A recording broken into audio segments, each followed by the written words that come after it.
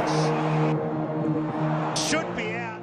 অভিষেক শর্মার ব্যাটে তখন চেন্নাইয়ের গ্যালারি কাঁপছে, স্কোরবোর্ডটা নাগালের বাইরে। ঠিক তখনই সিকান্দার রাজা বোলারের কানে ছোট একটা কথা বললেন। কি ছিল সেই গোপন ফিসফিসানি যা ড্রেসিং রুমের সব পরিকল্পনা 1 সেকেন্ডে উলটপালট করে দিয়েছিল?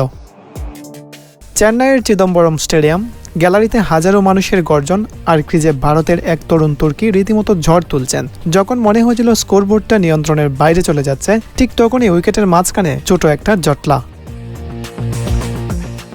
জিম্বাবুয়ে অধিনায়ক সিকান্দার রাজা বোলার মাপুসার কানে কানে কিছু একটা বললেন। খুব সাধারণ একটা দৃশ্য, তাই না? কিন্তু ঠিক তার পরের বলটাই যা ঘটল তা কোনো কাকতালীয় ঘটনা ছিল না, সেটা ছিল স্রেফ নিখুঁত এক দাবার চাল।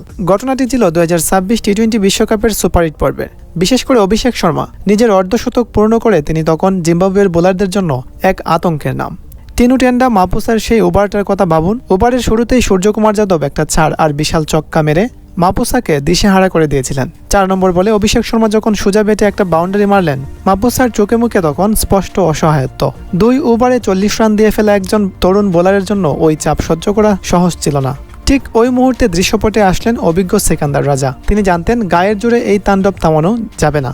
তখন তিনি মাপুসার কাছে গেলেন, গিয়ে কিছু একটা বললেন। জানি না রাজা ঠিক কি বলেছিলেন, কিন্তু সেটা যে কোনো জাদুর মন্ত্রের চেয়ে কম ছিল না তা বোঝা গিয়েছিল একটু পরেই। রাজা গিয়ে দাঁড়ালেন লং অন বাউন্ডারিতে, ঠিক যেখানে তিনি মাপুসাকে বল ফেলতে বলেছিলেন। পরের বল মাপুসা বলের গতি কমিয়ে দিলেন। হাত থেকে বের হলো এক দুর্দান্ত স্লোয়ার অফ কাটার। অভিষেক শর্মা হয়তো চেয়েছিলেন বলটাকে গ্যালারিতে আছড়ে ফেলতে, কিন্তু বলটা ব্যাটের একদম নিচের অংশে লেগে উঠে গিয়েছিল আকাশে, এবং আশ্চর্যজনকভাবে সেই ক্যাচটি তালুবন্দী করলেন স্বয়ং সিকান্দার রাজা। মাঠের ফুটেজ বা ধারাভাষ্যকরের বিশ্লেষণ সবকিছু যেন এক বিন্দুতে মিলে গিয়েছিল।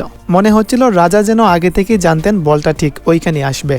ওই দৃশ্যটা আমাদের মনে করিয়ে দেয় ক্রিকেট শুধু পেশি শক্তির খেলা নয়, এটা আসলে স্নায়ুর যুদ্ধ, যেখানে একজন অভিজ্ঞ সেনাপতি তার তরুণ সৈন্যকে শিখিয়ে দেন কি করে খাদের কিনারা থেকে ফিরে আসতে হয়। অভিষেক শর্মা 55 রানের এক দুর্দান্ত ইনিংস খেলে যখন প্যাভিলিয়নে ফিরছেন, তখন জিম্বাবুয়ে শিবিরে যে উল্লাস তা কোনো সাধারণ উইকেটের ছিল না, ওটা ছিল পরিকল্পনার জয়।